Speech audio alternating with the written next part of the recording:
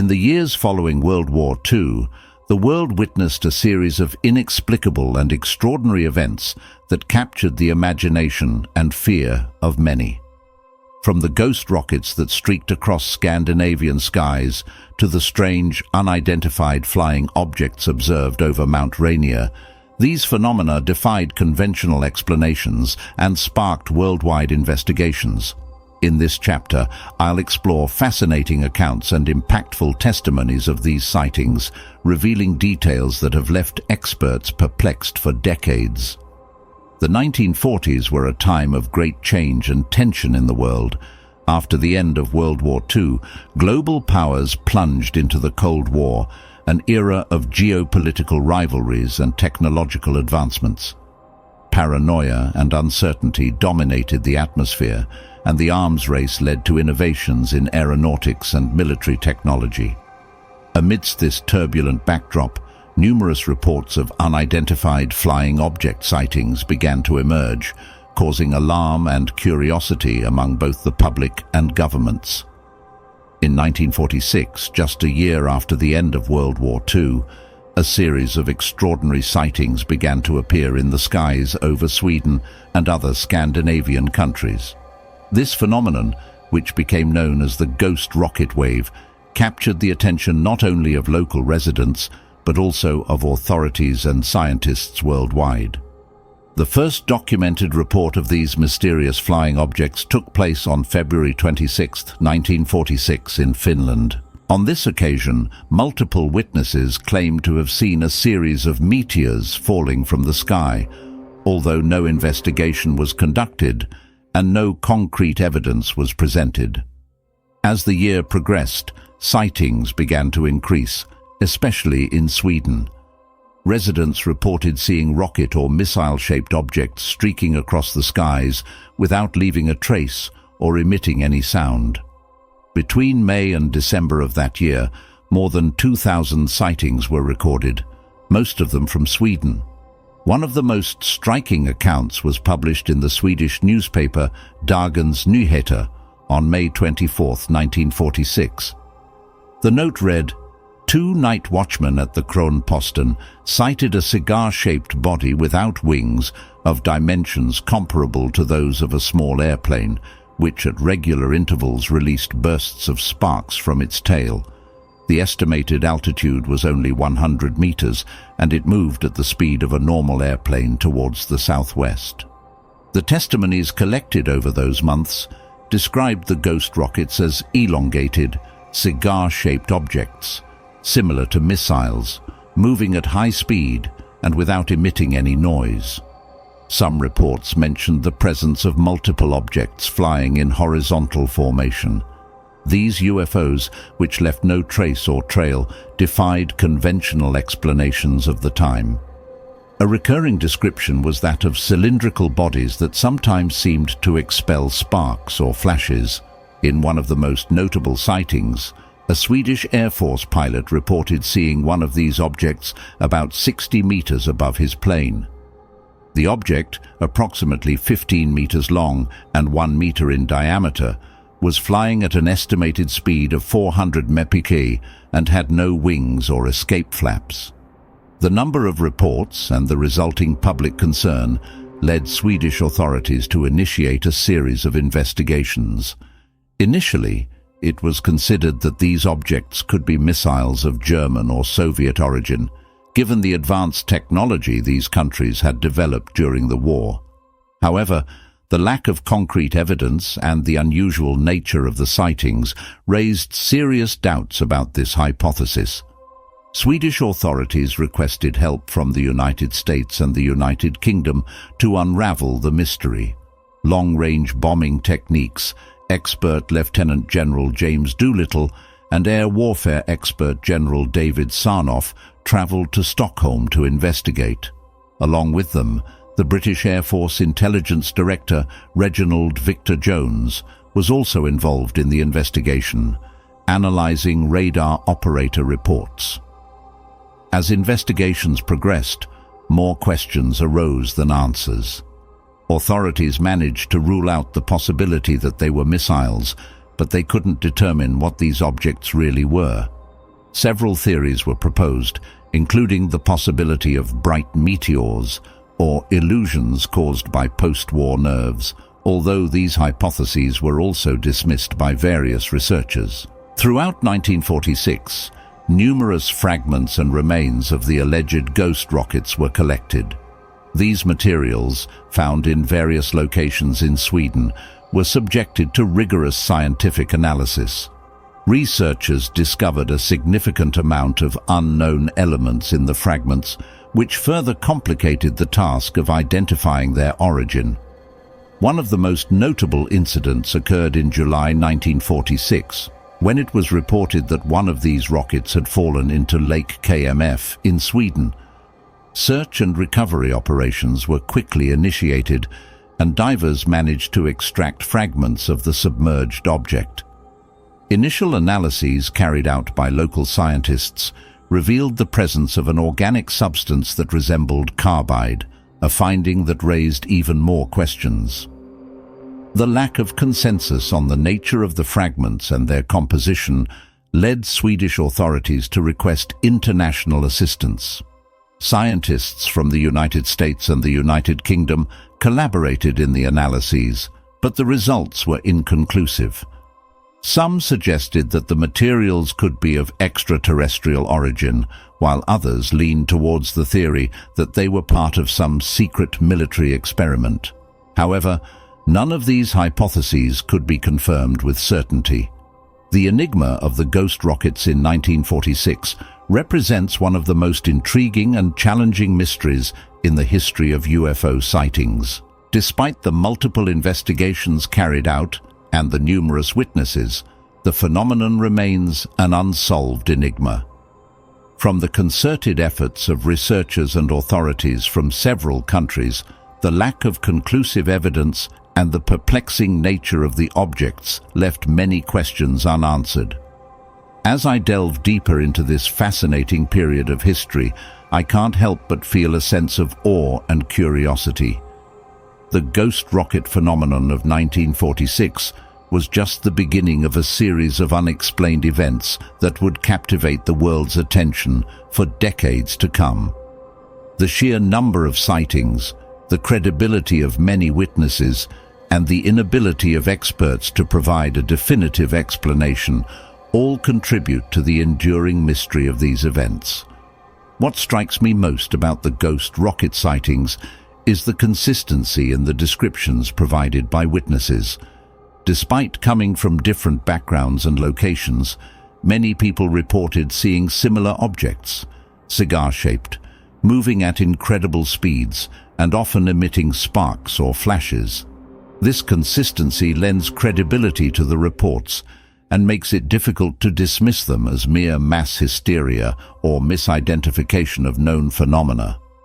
The involvement of high-ranking military officials and respected scientists in the investigations also adds weight to the significance of these events. The fact that figures like Lieutenant General James Doolittle and General David Sarnoff, both renowned for their expertise in aviation and technology, were called upon to investigate speaks volumes about how seriously these sightings were taken by the authorities.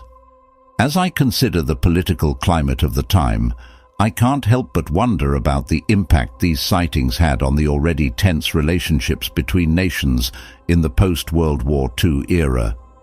The initial suspicion that the ghost rockets might be secret weapons developed by the Germans or Soviets must have added to the paranoia and mistrust that characterized the early years of the Cold War. Yet, as investigations progressed, and these theories were largely discounted, the mystery only deepened. The recovery of physical evidence, such as the fragments found in Lake KMF, adds another layer of intrigue to the story. The presence of unknown elements and organic substances in these fragments must have been both exciting and perplexing for the scientists analyzing them. It's tantalizing to think about what conclusions might have been drawn from these analyses that were never made public. As I reflect on these events, I can't help but draw parallels to more recent UFO sightings and the ongoing debate about the existence of extraterrestrial life. The ghost rocket wave of 1946 seems to have set the stage for decades of similar reports and investigations. It's fascinating to consider how our understanding and approach to such phenomena have evolved over time, yet in many ways we're still grappling with the same fundamental questions that puzzled investigators in the 1940s. The ghost rocket phenomenon also raises interesting questions about the nature of perception and belief. How do we, as individuals and as a society, process and interpret events that fall outside our normal understanding of the world? The wide range of theories proposed to explain the ghost rockets, from secret military projects to extraterrestrial visitors, reflects the human tendency to seek explanations for the unexplained, often projecting our own fears, hopes, and preconceptions onto mysterious events. As I continue to explore this topic, I'm struck by the enduring impact of these sightings on popular culture and scientific inquiry. The ghost rockets of 1946 seem to have planted the seeds for the modern UFO phenomenon, influencing everything from science fiction literature and films to serious scientific studies of unexplained aerial phenomena. Moving forward in time, we come to another pivotal moment in the history of UFO sightings, the Kenneth Arnold incident of 1947. This event, which occurred just a year after the ghost rocket wave, would prove to be a watershed moment in the study of unidentified flying objects and would introduce the term flying saucer into the popular lexicon. On June 24, 1947, the skies over Mount Rainier in Washington state became the stage for one of the most famous UFO sightings in history. This incident marked the beginning of the modern era of UFO sightings and became a reference point for future investigations. Kenneth Arnold, an experienced pilot and businessman, was flying his Calais A-2 aircraft on a personal mission from Chehalis to Yakima, Washington, around 3 p.m. While flying over Mount Rainier, Arnold noticed a bright flash to his left. Initially thinking it was another aircraft, he quickly realized it was something else entirely. Before his eyes appeared 9 bright objects flying in formation at an incredible speed. Arnold described the objects as flat and thin discs, comparing them to saucers skipping on water. The surface of the objects was lustrous, with a metallic sheen, and they moved at an estimated speed of over 1,000 10-pound-feet, a speed far superior to any known aircraft of that time. One of the objects had a slightly different shape, similar to a crescent moon. The objects left no trail and emitted no sound, and their maneuverability was astonishing. Aware of the importance of his sighting, Arnold used his aircraft's instruments to calculate the speed of the objects. In just 1 minute and 42 seconds, the objects traveled a distance of 50 miles, a feat impossible for any aircraft of the era. After several minutes of observation, the objects quickly moved away to the south, disappearing from his sight. Upon landing in Yakima around 4 p.m., Arnold immediately reported his experience to the airport manager. Surprisingly, another Calais pilot had reported a similar sighting shortly before. The authorities, without a clear explanation, suggested that the objects could have been guided missiles. However, Arnold knew that his description did not match any known technology. Perplexed but determined, Arnold headed to the East Oregonian newspaper in Pendleton, Oregon, to tell his story. Reporter Bill Beckett, initially skeptical, was convinced by the details of Arnold's account and decided to publish an article the following day. The news spread quickly, being picked up by newspapers across the country and triggering a wave of public interest and speculation. The article, published on June 25, 1947, read, "9 bright objects flying at incredible speed were reported today by Kenneth Arnold, a pilot from Boise, Idaho, who said he couldn't guess what they were." Arnold, a U.S. Forest Service employee involved in the search for a missing aircraft, said he sighted the mysterious objects yesterday at 3 p.m. They were flying between Mount Rainier and Mount Adams in Washington state and appeared to weave in and out of formation. Arnold said he calculated their speed at 200 miles an hour. As the story gained traction, other witnesses began to come forward with accounts of similar sightings. Fred Johnson, who was on Mount Adams, reported seeing 6 round and bright objects through his telescope.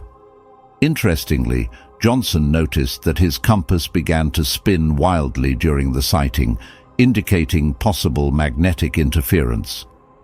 Another witness, located in a tower in Diamond Gap, south of Yakima, reported seeing flashes in the sky moving in a straight line for several minutes before disappearing. Military authorities, intrigued but skeptical, initiated a formal investigation into Arnold's sighting. On July 12th, Lieutenant Frank Brown and Captain William Davidson of the Air Force interviewed Arnold and found him to be a reliable and credible witness. In their report, they stated, "Mr. Arnold actually saw what he claimed to have seen. It is difficult to believe that a man of his character and apparent integrity would claim to have seen objects and draft a detailed report to the extent that he did if he had not seen them." Over the years, several scientists and skeptics have proposed different explanations for Arnold's sighting. One of the first hypotheses was presented by astrophysicist Donald Menzel, who suggested that Arnold had seen a reflection of light on the surface of water or ice. Menzel also proposed that the objects could have been snow particles reflected by the sun. However, these theories were questioned due to the lack of adequate meteorological conditions and the consistency of Arnold's observations. Another explanation offered by researcher Philip Klass was that Arnold had seen meteors. Klass argued that meteors can travel at high speeds and produce bright flashes in the sky. However, this hypothesis was refuted by the maneuverability of the objects reported by Arnold and other witnesses, as well as the lack of visible impacts in the area.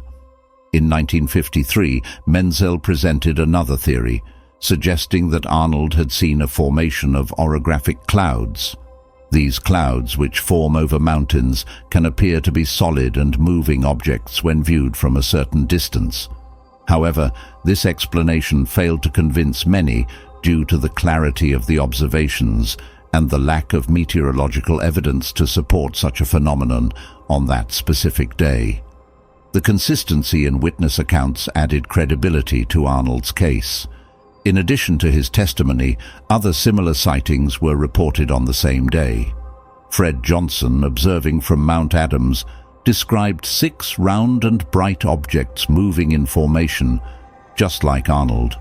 Johnson noted that the objects had no wings and left no trails, and that his compass began to spin erratically during the sighting, suggesting possible magnetic interference. Another witness in an observation tower in Diamond Gap, south of Yakima, reported seeing flashes in the sky moving in a straight line for several minutes before disappearing. These additional observations supported Arnold's narrative and suggested that the objects were visible from multiple locations and angles. Although there were small discrepancies in the specific details, such as the exact number of objects and their precise movements, most witnesses agreed on fundamental aspects. The objects were bright, highly maneuverable, and moved at extremely high speeds without producing sound. As I reflect on Kenneth Arnold's sighting and its aftermath, I'm struck by the profound impact this single event had on our cultural consciousness. The term flying saucer, which came from Arnold's description of the object's movement as being like saucers skipping on water, quickly entered the public lexicon and shaped our collective image of UFOs for decades to come. What fascinates me most about this incident is not just the sighting itself, but the ripple effect it had on society. Almost overnight, it seemed, people across the country, and soon around the world, began reporting their own sightings of strange objects in the sky. It was as if Arnold's experience had opened people's eyes to the possibility of something extraordinary in our skies, something that defied conventional explanation. The credibility of Kenneth Arnold as a witness is also worth noting. Here was a respected businessman and experienced pilot, someone trained to observe and report accurately, describing something that challenged everything we thought we knew about aviation technology at the time. His detailed account, coupled with his willingness to face public scrutiny, lent a weight to his story that was hard to dismiss. As I consider the various explanations proposed over the years for Arnold's sighting, I'm struck by how each theory seems to fall short in some way. Reflections on ice or water, snow particles, meteors, orographic clouds, each explanation addresses some aspects of the sighting but fails to account for others. The speed and maneuverability of the objects in particular seem to defy natural phenomena or known aircraft of the time. The involvement of the military in investigating Arnold's claim is also intriguing. Their initial conclusion that Arnold was a credible witness suggests that they took the matter seriously, even if they couldn't provide an explanation. This official interest, I believe, contributed to the public's perception that there might be something truly unexplained occurring in our skies. As I delve deeper into this topic, I can't help but wonder about the psychological and sociological factors at play. The late 1940s were a time of great technological advancement and geopolitical tension. The atomic bomb had been unveiled to the world, jet aircraft were pushing the boundaries of speed, and the Cold War was beginning to take shape. In this context, reports of unknown objects in the sky took on added significance. Were they secret weapons, visitors from another world, or simply misidentifications of natural phenomena? The wave of sightings that followed Arnold's report also raises interesting questions about the nature of mass phenomena. Was this a case of increased awareness leading to more reports? Or did Arnold's sighting somehow prime people to see similar objects? The psychology of perception and the influence of cultural factors on interpretation are fascinating aspects to consider. As I continue to explore this pivotal moment in UFO history, I'm struck by how it set the stage for decades of debate, investigation, and speculation. The Kenneth Arnold sighting, in many ways, marked the beginning of the modern UFO era. It captured the public imagination in a way that previous reports hadn't, and it established a template for UFO encounters that would be replicated in countless reports in the years to come. Moving forward in our exploration of significant UFO events, we come to another intriguing phenomenon that captured attention in the late 1940s, the green fireballs. These mysterious objects presented a new twist in the unfolding drama of unexplained aerial phenomena, adding another layer of complexity to the growing UFO mystery. In December 1948, the skies over the United States became the stage for an even stranger and more perplexing phenomenon, the green fireballs. These mysterious spheres of bright green light were sighted in various parts of the country, but most reports came from areas near military bases and research centers, which generated considerable concern among authorities. The first recorded sighting took place on December 5, 1948, at 9:27 p.m. Captain Godey, a pilot with the United States Air Force, was aboard a C-47 aircraft when he observed a green fireball crossing the sky in front of his plane. Godey and his co-pilot were approximately 10 miles east of Albuquerque, New Mexico, when they saw the object. Initially, both assumed it was a meteor or a meteorological phenomenon, but they soon realized that the fireball exhibited behaviors that defied this explanation. Captain Godey's testimony wasn't the only one that night. Just 5 minutes later, another pilot, aboard Pioneers Airlines Flight 63, also reported seeing a similar object. This second pilot described the green fireball as a very large spherical object that emitted an intense green glow. As the object approached the aircraft, it changed color to red and increased in size, forcing the pilot to perform an evasive maneuver to avoid a collision. After this maneuver, the fireball rapidly descended towards the ground and disappeared. The consistency in the descriptions provided by the pilots of both flights was remarkable. Both mentioned the spherical shape of the object, its ability to change size and color, and its seemingly intelligent behavior, as if it were aware of the presence of the aircraft and adjusted its trajectory accordingly. This characteristic, in particular, the apparent spatial awareness of the object, was one of the factors that most intrigued investigators. The green fireballs shared several common characteristics that distinguished them from known natural phenomena. 1. The objects were large, spherical in shape, and emitted a bright green glow, although some reports mentioned that they could change color. 2. The objects showed a remarkable ability to maneuver, following trajectories that were not associated with meteors or any other astronomical phenomenon. 3. One of the most intriguing observations was the lack of sound associated with the objects. Despite their rapid movements and abrupt maneuvers, the fireballs moved in total silence, which was incongruent with any known flight technology at that time. 4. The ability of the objects to approach and move away from aircraft, adapting their speed and direction, suggested to some investigators that these objects could be controlled by an unknown intelligence. Military and governmental authorities took these reports very seriously.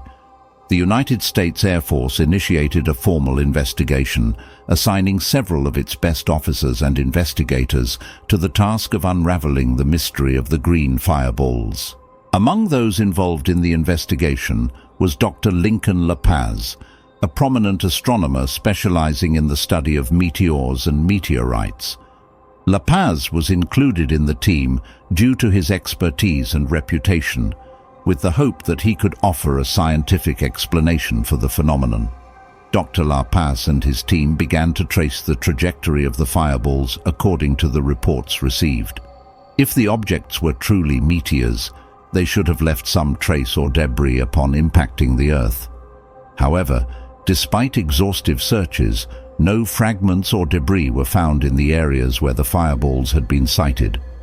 Furthermore, La Paz noted that the trajectory of the objects was too flat to be a typical meteor, and that their maneuvers were too precise and controlled. As I delve deeper into the green fireball phenomenon, I'm struck by the level of official interest and concern it generated. The fact that many of these sightings occurred near sensitive military installations and research facilities added an extra layer of urgency to the investigations. It's clear that the authorities were not just dismissing these reports out of hand, but were taking them seriously enough to dedicate significant resources to their investigation. The involvement of Dr. Lincoln La Paz is particularly intriguing to me. Here was a respected scientist, an expert in meteors and meteorites, being called upon to investigate a phenomenon that superficially resembled meteors, but behaved in ways that defied conventional explanation. La Paz's inability to explain the green fireballs in terms of known astronomical phenomena is, in itself, a compelling aspect of this mystery. As I consider the descriptions of the green fireballs, I'm struck by how different they were from the flying saucers reported by Kenneth Arnold and others. While the objects Arnold saw were solid, metallic-looking craft, the green fireballs were described more as balls of light. Yet both types of sightings shared some common characteristics: high speed, unusual maneuverability, and behavior that seemed to suggest intelligent control. The silent nature of the green fireballs is another aspect that fascinates me. Natural phenomena like meteors or ball lightning are typically associated with some kind of sound: a boom, a crackle, or a hiss. The complete silence of these objects, even as they performed high-speed maneuvers, adds to their mysterious nature. I can't help but wonder about the psychological impact these sightings had on the witnesses, particularly the pilots. These were trained observers, accustomed to identifying various aerial phenomena. For them to encounter something so far outside their realm of experience must have been both exciting and unsettling. The green fireball phenomenon also raises interesting questions about the nature of perception and reporting of unusual events. After the initial sightings made the news, did people become more attuned to looking for similar phenomena in the sky? Did this increased awareness lead to more reports, or were the green fireballs truly a localized and temporary phenomenon? As I continue to explore this topic, I'm struck by how the green fireball sightings fit into the broader context of the early Cold War era. This was a time of rapid technological advancement, particularly in the fields of aviation and rocketry. The development of nuclear weapons had ushered in a new age of both scientific progress and existential fear. In this climate, mysterious objects in the sky took on added significance. Were they natural phenomena, secret weapons, or something even more extraordinary? The green fireball sightings eventually led to the establishment of Project Twinkle, a dedicated effort by the US Air Force to study and hopefully explain these phenomena. This project represents one of the earliest official systematic attempts to study UFO-like phenomena, predating even the famous Project Blue Book. Project Twinkle was initiated in December 1949 in response to the persistent sightings of green fireballs, particularly in the southwestern United States. The project's primary objective was to obtain instrumented observations of these mysterious objects. To achieve this, the Air Force set up a network of observation posts equipped with sophisticated optical equipment, including spectrographic cameras. The hope was that by capturing these objects on film and analyzing their spectral signatures, scientists could determine their composition and origin. If they were natural phenomena like meteors, their spectra would reveal familiar elements. If they were something else entirely, the spectrographic data might provide crucial clues about their nature. Despite the advanced equipment and the dedication of the scientific team, Project Twinkle faced numerous challenges. The unpredictable nature of the green fireball appearances made it difficult to capture them on film. The project also suffered from limited funding and personnel, which hampered its effectiveness. Over the course of its operation, Project Twinkle managed to gather some data, but the results were largely inconclusive. While some green fireballs were observed during the project's run, none were successfully captured with the spectrographic equipment. This lack of hard data left investigators frustrated and the mystery largely unsolved. One of the most significant outcomes of Project Twinkle was a report authored by Dr. La Paz in 1951. In this report, La Paz concluded that the green fireballs were likely not a natural phenomenon. He pointed out several characteristics that distinguish them from meteors. 1. Their horizontal trajectories, which differed from the more vertical paths typically taken by meteors. 2. Their consistent green color, which was unusual for meteors. 3. Their apparent ability to maintain luminosity over long distances without breaking up, as meteors typically do. 4. The lack of any recovered physical debris, which would be expected if they were meteoric in nature. La Paz's report, while not definitively explaining the nature of the green fireballs, did serve to elevate the phenomenon beyond mere misidentification of natural events. It suggested that something truly unusual was occurring in the skies over New Mexico and surrounding areas. Despite the efforts of Project Twinkle and the investigations of scientists like Dr. La Paz, the green fireball phenomenon remains largely unexplained to this day.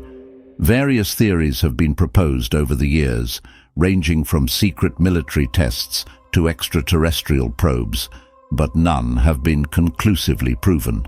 As I reflect on the green fireball phenomenon and the efforts to study it, I'm struck by how it represents a turning point in the study of unidentified aerial phenomena.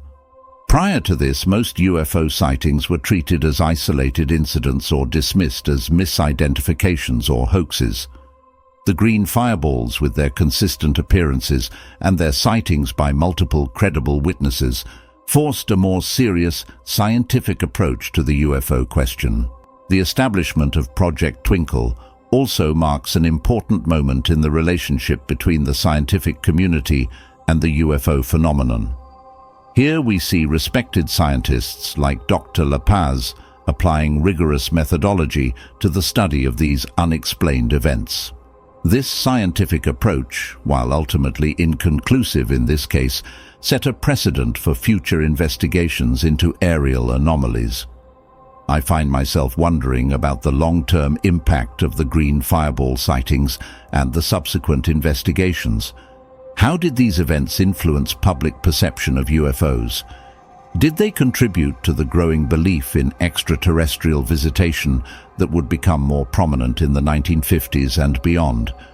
And how did they affect official policy regarding the investigation of UFO reports? As I consider the broader context of the late 1940s, I'm reminded of how this period was a crucible for many of the themes that would define the latter half of the 20th century.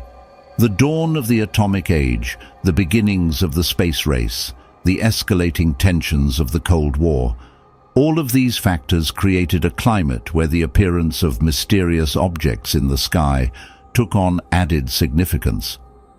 The green fireball phenomenon, like the ghost rockets before it and the many UFO sightings that would follow, challenges our understanding of the world around us.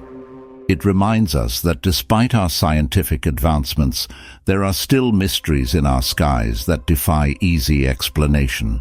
As we move forward in our exploration of UFO phenomena, it's important to carry with us the lessons learned from incidents like the green fireball sightings. The importance of rigorous investigation, the value of keeping an open mind while maintaining scientific skepticism, and the recognition that sometimes the most honest answer we can give is, "We don't know." These are all crucial elements in the ongoing study of unidentified aerial phenomena. The late 1940s and early 1950s saw a significant increase in UFO sightings and public interest in the phenomenon. This period, often referred to as the UFO wave, was characterized by a series of high-profile incidents that captured the public imagination and spurred both governmental and scientific interest in unidentified flying objects. One of the most famous incidents of this period occurred on July 8, 1947, just 2 weeks after Kenneth Arnold's sighting. This was the alleged crash of a UFO near Roswell, New Mexico. The incident began when rancher W.W. Mac Brazel discovered unusual debris on his property. He reported this to local authorities, who in turn contacted the nearby Roswell Army Airfield. Initially, the military issued a press release stating that they had recovered a flying disc. However, this statement was quickly retracted, and the official explanation became that the debris was from a weather balloon. This incident, which would later become known as the Roswell incident, would go on to become one of the most debated and controversial events in UFO history. The Roswell incident is significant not just for what allegedly happened, but for how it was handled by the military and perceived by the public. The quick retraction of the initial flying disc statement and the subsequent explanation of a weather balloon planted seeds of doubt and conspiracy theories that would grow over the decades. As I delve into the details of the Roswell incident, I'm struck by how it exemplifies the complex interplay between eyewitness accounts, official statements, media coverage, and public perception that characterizes many UFO incidents. The initial excitement of the flying disc announcement, followed by the letdown of the weather balloon explanation, created a perfect storm for speculation and doubt. It's important to note that at the time, the term flying disc or flying saucer was still new, and its meaning not yet firmly established in the public mind. When the military used this term in their initial press release, they may not have anticipated the extraterrestrial connotations it would soon acquire. The Roswell incident also highlights the role of the media in shaping public perception of UFO events. The original headline in the Roswell Daily Record, "RAF captures flying saucer on ranch in Roswell region," was sensational and attention-grabbing. Even though this was quickly followed by the weather balloon explanation, the initial headline had already captured the public imagination. As the 1950s progressed, UFO sightings continued to make headlines. One particularly notable incident occurred on July 19, 1952, when a series of radar and visual sightings of unknown objects were reported over Washington, D.C. This event, known as the Washington, D.C. UFO incident, or the 1952 Washington, D.C. UFO flap, is significant for several reasons. Firstly, the sightings occurred over the nation's capital, which naturally drew intense media and public attention. Secondly, the objects were detected not just visually, but also on radar, providing a level of technical corroboration that was rare in UFO incidents. Lastly, the sightings prompted military intervention, with jet fighters being scrambled to investigate. The objects were reported by both civilian and military pilots, as well as air traffic controllers. They were described as bright lights performing maneuvers that were beyond the capabilities of known aircraft. When jet fighters were sent to intercept, the objects reportedly disappeared or moved away at extremely high speeds. The Washington, D.C. incident is particularly interesting to me because it involves multiple types of evidence: visual sightings, radar returns, and the reactions of military personnel. It also occurred in highly controlled airspace over one of the most sensitive areas in the country. The fact that these objects, whatever they were, could apparently operate with impunity in such an area is both intriguing and unsettling. The official explanation for the Washington, D.C. sightings when it came was that they were caused by temperature inversions, layers of warm air trapping cool air beneath them, which can cause radar anomalies. However, this explanation was met with skepticism by many, including some of the witnesses and radar operators involved in the incident. As I consider the Washington, D.C. incident and its aftermath, I'm struck by how it exemplifies the tension between extraordinary claims and the desire for ordinary explanations. On one hand, we have multiple credible witnesses reporting objects performing seemingly impossible maneuvers. On the other, we have officials providing a natural explanation that, while plausible in some respects, doesn't seem to fully account for all aspects of the sightings. This tension between the extraordinary and the ordinary, between the unexplained and the explained, is a recurring theme in the history of UFO sightings. It reflects a fundamental human desire to make sense of the world around us, to fit new and potentially paradigm-shifting observations into our existing understanding of reality. As we move through the 1950s, the UFO phenomenon continued to evolve. The term UFO itself was coined in 1953 by the United States Air Force, replacing the more sensationalistic flying saucer. This change in terminology reflected a desire to approach the phenomenon more objectively, without presuming the nature or origin of the objects being reported. The 1950s also saw the establishment of Project Blue Book, the Air Force's official investigation into UFO reports. Project Blue Book, which ran from 1952 to 1969, represented the most comprehensive official study of UFOs to date. Over its 17-year run, it collected and analyzed thousands of UFO reports. The stated goals of Project Blue Book were to determine if UFOs represented a threat to national security and to scientifically analyze UFO-related data. However, as the project progressed, many UFO researchers came to believe that its real purpose was to debunk UFO sightings and reduce public interest in the phenomenon. One of the most interesting aspects of Project Blue Book, from my perspective, is how it reflects the evolving official attitude towards UFOs. In its early years, there seemed to be a genuine interest in understanding the phenomenon. However, as time went on, there appeared to be an increasing tendency to explain away sightings, often with explanations that witnesses found unsatisfactory. This shift in approach is exemplified by the case of Captain Edward J. Ruppelt, who headed Project Blue Book in its early years. Ruppelt took a relatively open-minded approach to UFO investigations and even wrote a book, The Report on Unidentified Flying Objects, which is considered one of the most objective official accounts of the early UFO era. However, after Ruppelt's departure, Project Blue Book's approach became increasingly skeptical.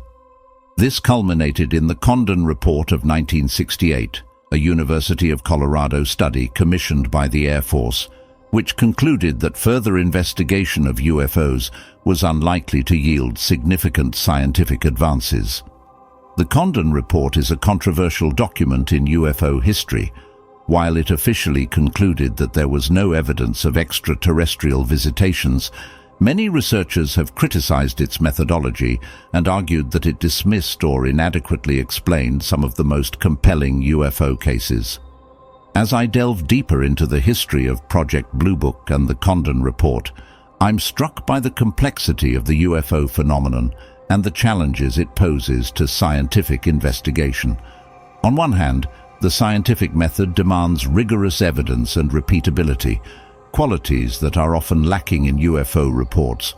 On the other hand, the sheer volume of sightings and the credibility of many witnesses suggest that something unusual is occurring, even if we can't definitively say what it is. The closure of Project Blue Book in 1969 marked the end of official U.S. government investigation into UFOs, at least publicly. However, it did not mark the end of UFO sightings or public interest in the phenomenon. If anything, the lack of official investigation seemed to fuel public curiosity and speculation. Throughout the 1970s and 1980s, UFO sightings continued to be reported around the world. Some of the most notable incidents during this period include 1. The Tehran UFO incident, 1976. Iranian fighter jets encountered a UFO that reportedly disabled their instruments and weapon systems. 2. The Cash Landrum incident, 1980.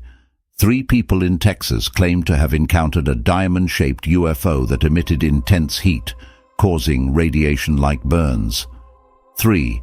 The Rendlesham Forest incident, 1980. U.S. Air Force personnel at RAF Woodbridge in England reported seeing strange lights in the forest and found unexplained markings on the ground.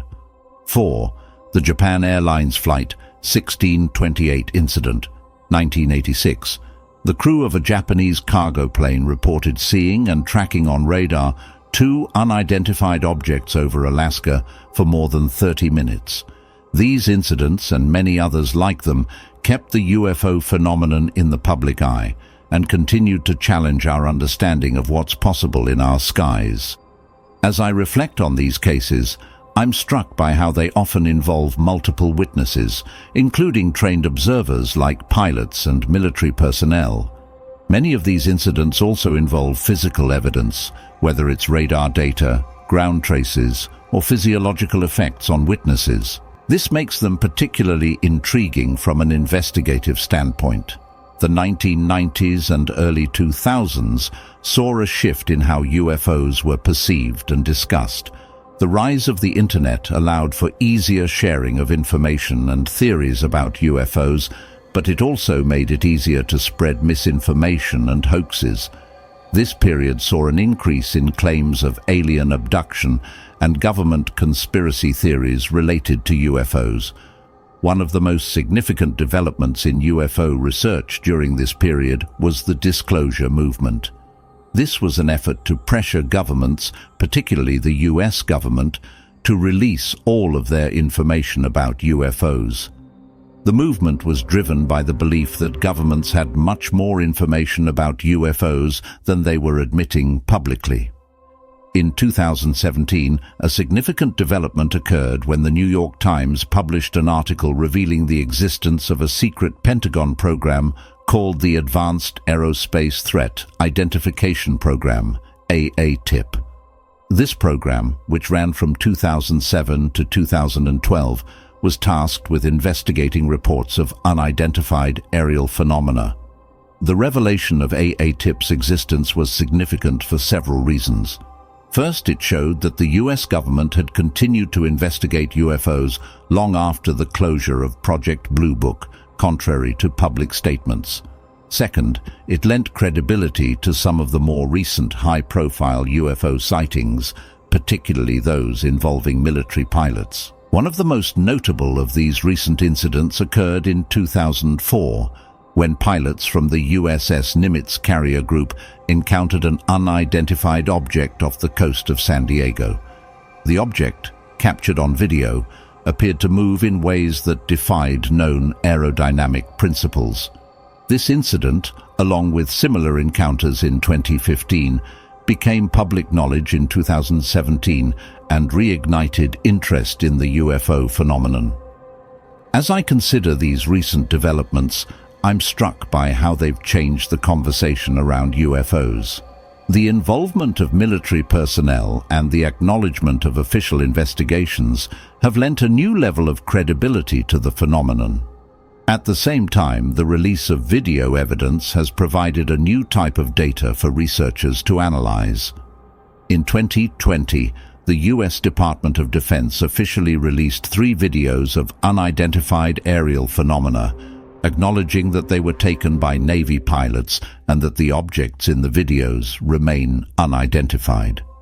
This official acknowledgement marked a significant shift in government transparency regarding UFOs. Then, in June 2021, the Office of the Director of National Intelligence released a preliminary report on unidentified aerial phenomena, UAP. The report examined 144 incidents of UAPs reported by U.S. government sources between 2004 and 2021. While the report did not provide definitive explanations for most of these incidents, it did acknowledge that some UAPs appeared to demonstrate advanced technology and that they could pose a safety of flight issue and possible national security challenge. This report is particularly significant because it represents the first time in decades that the US government has officially and publicly engaged with the UFO phenomenon in a serious way. The report's acknowledgement that some UAPs display apparently advanced technology that we cannot explain is a far cry from the dismissive attitude often displayed by officials in the past. As I reflect on the long history of UFO sightings and investigations, from the ghost rockets of 1946 to the recent Navy videos, I'm struck by how much has changed and how much has stayed the same. The fundamental mystery remains. There are things in our skies that we cannot explain. But our approach to that mystery has evolved. We've moved from outright dismissal to serious scientific investigation, from government secrecy to at least some official transparency. The quality of evidence has improved, with radar data and video footage supplementing eyewitness accounts. And yet, definitive answers remain elusive. The UFO phenomenon challenges us on multiple levels. Scientifically, it pushes the boundaries of our understanding of physics and aeronautics. Philosophically, it forces us to confront the possibility that we may not be alone in the universe, or that our understanding of reality may be more limited than we thought. Sociologically, it reveals much about how we as a society deal with uncertainty and the unknown. As we move forward, I believe it's crucial to approach the UFO phenomenon with an open mind, but also with critical thinking and scientific rigor. We must be willing to consider extraordinary possibilities, but also to demand extraordinary evidence. We should respect the experiences of witnesses while also seeking objective, verifiable data. The history of UFO sightings is, in many ways, a history of human curiosity, wonder, and the quest for understanding. From the ghost rockets over Scandinavia to the tic-tac-shaped objects encountered by Navy pilots, these sightings have captured our imagination and challenged our perceptions of what's possible. As we continue to investigate and ponder these mysterious phenomena, we must remember that the absence of an explanation is not necessarily evidence for any particular theory. The UFO phenomenon remains at its core a mystery, and it is the nature of mysteries to provoke questions, inspire investigation, and push the boundaries of our knowledge. Whether the solution to the UFO enigma lies in undiscovered natural phenomena, secret human technology, extraterrestrial visitation, or some combination of these or other factors, the journey to understanding is valuable in itself. It pushes us to look beyond our current knowledge, to question our assumptions, and to imagine new possibilities. As we move into the future, new technologies and methodologies may provide us with better tools to investigate and understand UFOs. Advanced sensor systems, machine learning algorithms for analyzing large data sets, and perhaps even new theoretical frameworks in physics could all contribute to our understanding. At the same time, we must be mindful of the human element in all of this. UFO sightings are not just about strange objects in the sky, they're about human experiences, perceptions, and beliefs. Understanding the psychological and sociological aspects of the UFO phenomenon is just as important as investigating the physical evidence. In conclusion, the history of UFO sightings from the ghost rockets to modern-day encounters is a fascinating journey through human experience, scientific investigation, and the unknown. It reminds us that despite our technological advances and scientific understanding, there are still mysteries in our world waiting to be explored. As we continue to look up at the skies with wonder and curiosity, we carry on a tradition that has captivated humanity for generations, the quest to understand the unknown and to explore the frontiers of our reality.